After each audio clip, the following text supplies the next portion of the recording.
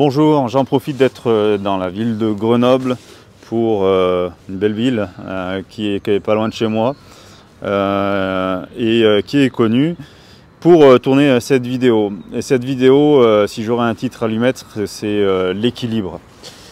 Alors c'est vrai que chez l'humain ça a été très compliqué déjà dans les mentalités, que ce soit en médecine mais aussi chez les mentalités du peuple, et de comprendre bien, que l'humain avait besoin d'un certain équilibre, notamment au niveau de la surcharge mentale, du travail. On a vu arriver bien, des problèmes de burn-out, de dépression, parce que surcharge de travail, suractivité, soucis en tout genre, des fois parce qu'on fait une activité aussi bien, que on est forcé de faire et dans laquelle on se retrouve embarqué à avoir un certain dynamisme et du coup on va apercevoir des pathologies et des difficultés comme celle-là. Surtout en plus avec le Covid qui a accentué ces choses-là. Est-ce que l'homme peut provoquer ces problèmes chez le chien? Alors l'exemple le plus parlant, ce serait celui d'un enfant que l'on aurait. Donc depuis bébé, on le surstimule, on lui apprend plein de choses, on lui apprend à faire de l'équilibre, on lui apprend de nombreuses connaissances, on essaye de devancer un petit peu la connaissance qu'il aurait à l'école, on le pousse aussi à réfléchir de certaines façons, enfin on le surstimule de diverses manières. Qu'est-ce qui va se passer? On va le voir aussi, hein. On le retrouve chez l'enfant. Alors, c'est pas forcément une conséquence de ça, mais on trouve en tout cas maintenant des problèmes de TDAH chez l'enfant, des troubles d'hyperactivité. Donc on va dire cet enfant est hyperactif. Cet enfant ne tient pas en place et puis en fait on n'arrive même plus à le gérer.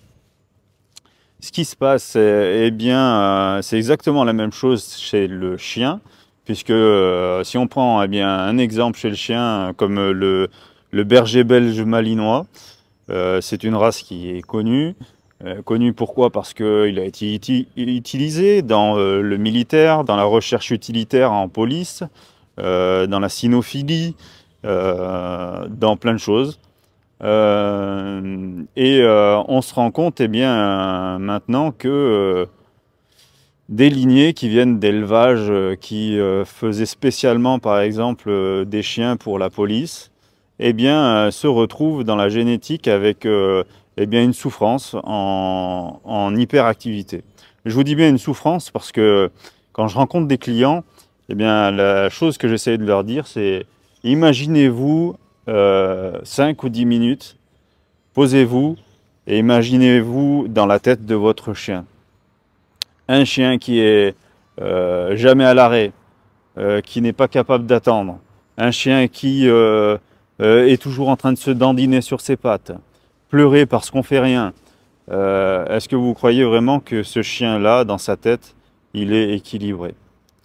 Et le problème, c'est qu'on a surjoué ce problème en surstimulant avec certaines disciplines sportives également, hein, comme je pense notamment à l'agility, où on retrouve bien souvent le border collie. Le border collie qui a utilisé en agility, d'une lignée aussi de berger, et qui ne sait plus tenir en place et attend son tour en se dandinant sur ses pattes, bien souvent en essayant de gémir, et il n'arrive plus à se canaliser.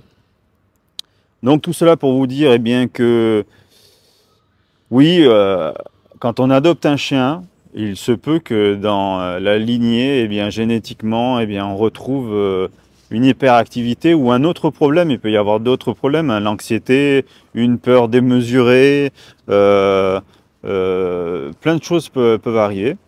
Mais en tout cas, on peut y être énormément aussi dans l'éducation qu'on donne à son chien et les activités qu'on fait avec notre chien.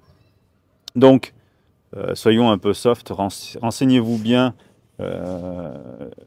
auprès d'éducateurs canins, de vétérinaires, sur les disciplines sportives. Ne poussez pas votre chien à toujours en faire plus, davantage, et n'atteignez pas cette limite, parce que un trouble du comportement est bien plus difficile à soigner que de faire juste attention au quotidien, de préserver l'équilibre mental du chien. Alors prenez soin de vos loulous, et puis on se revoit prochainement pour une autre vidéo. Merci à tous d'avoir regardé cette vidéo. N'hésitez pas à vous abonner, à partager cette vidéo, et puis vous retrouverez le lien de mon site web sur mon profil. À bientôt.